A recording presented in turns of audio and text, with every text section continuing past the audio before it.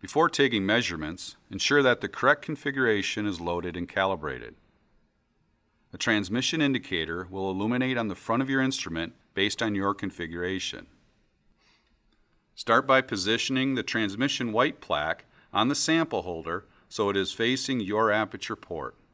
Open the transmission cover by lifting up on the locking pin while sliding the cover to the back.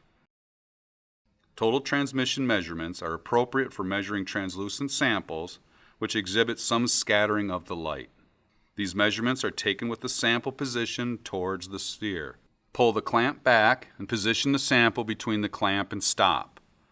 Initiate a standard or trial measurement through your software. Give it a name. Averaging can also be set if desired. The measurement can be triggered by either clicking Next in your software or by pushing the button on the front of your instrument. The measurement is taken and displayed in your software. Repeat this process for additional measurements.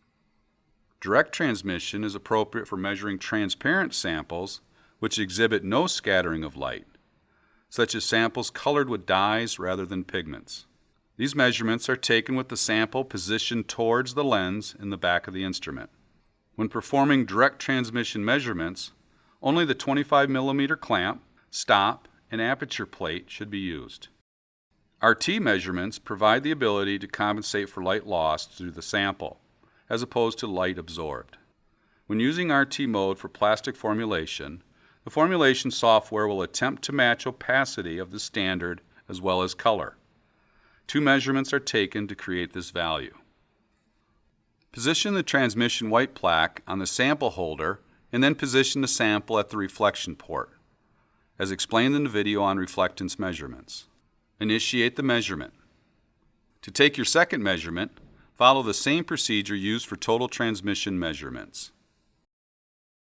Finally, when measuring liquids, you should always use the total transmission technique and the provided cuvette.